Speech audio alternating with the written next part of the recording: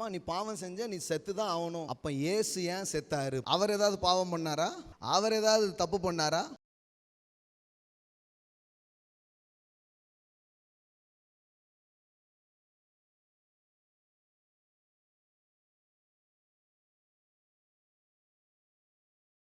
பாவத்தின் சம்பளம்னு மரணம்னு சொல்றதுக்கு 99 இடம் இருக்குது. ஆனா கடவுளுடைய கிருபை ஒரு மனிதனை வாழ வைக்கிறது அப்படின்னு சொல்றதுக்கு தான், அதை கேட்கறதுக்கு தான் மக்கள் வருகிறார்கள். ஆமென். அது ஒன்றும் பெரிய கண்டுபிடிப்பு கிடையாது. பாவத்தின் சம்பளம் மரணம்னு சொல்றது பெரிய கண்டுபிடிப்பே கிடையாது. பாருங்களேன், அது இயல்பாக இருக்கிற ஒரு நிலை. ஆனால் ஒரு மனிதன் கிருபை அண்டை வரும் பொழுது, ஒரு மனிதன் தேவன் அண்டை வரும் பொழுது, தேவன் கொடுக்கிற காரியம் என்னன்னா, அவனுக்கு வாழ்வை பரிசாக கொடுக்கிறார். ஆமென். இப்போ இன்னும் சொல்ல போனா, பாவத்தின் சம்பளமாகிய மரணத்தை இயேசு கிறிஸ்து உங்களுக்காக தன்மேல் ஏற்றுக்கொண்டபடியினால் இப்பொழுது உங்களுக்கு மரணம் இல்லை, இப்பொழுது உங்களுக்கு ஜீவன் வைக்கப்பட்டிருக்கிறது. அம்மா நீ பாவம் செஞ்ச, நீ செத்து தான் ஆகணும். அப்ப இயேசு ஏன் செத்தாரு? அவர் ஏதாவது பாவம் பண்ணாரா? அவர் ஏதாவது தப்பு பண்ணாரா? இல்ல அவர் ஏதாவது குற்றம் பண்ணாரா? அப்போ ஒன்று நமக்கு நல்லா தெரியணும், இது சுவிசேஷத்தின் அடிப்படை தான்.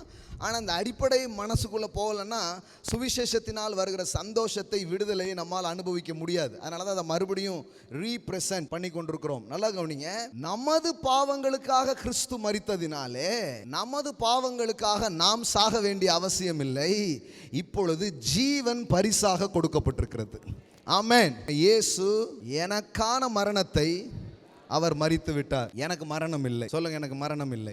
இன்னொன்னு சொல்லுங்க, மரணத்திற்கு என் மேலே அதிகாரம் இல்லை. இப்பொழுது நான் பாவி அல்ல, தேவ நீதியை நான் பரிசாக பெற்றிருக்கிறேன். என் பாவத்தை எல்லாம் இயேசு தன் மீது ஏற்றுக்கொண்டு எனக்காக பலியாகி விட்டார். இப்பொழுது என் மீது குற்றம் இல்லை, என் மீது பாவம் இல்லை, என் மீது நீதி இருக்கிறது. ஆகையால் மரணத்திற்கு என் மேலே அதிகாரம் இல்லை.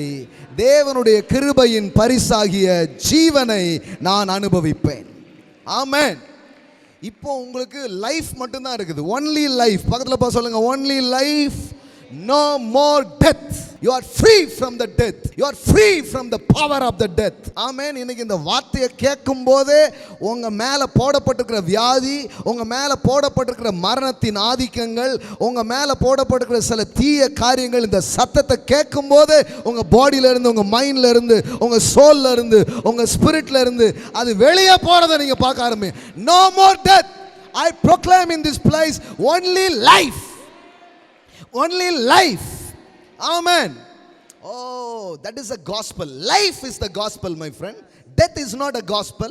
மரணம் சுவிசேஷம் அல்ல. ஆனால் நீங்க முக்காவாசி சபை, 99% சபை எதை சுவிசேஷமா பேசிட்டு இருக்குது? மரணம். ஏற்கனவே உலகம் அதை தான் பேசிட்டு இருக்கு. அடுத்தாலையும் திருப்பியும் ஒரு நோய் திருப்பியும் வரப்போகுது, திருப்பியும் இதாக போகுது அப்படின்ட்டு நியூஸும் அதான் பேசிட்டு இருக்கு, சபையும் அதான் பேசிட்டு இருக்குது. நான் சொல்கிறேன், கடவுள் அதுக்காக சபையை வைக்கல. வாழ்வீர்கள், வாழ்வீர்கள், வாழ்வீர்கள் என்று சொல்வதற்கு தான் தேவன் தன் சபையை அவர் வைத்திருக்கிறார். ஆமென்.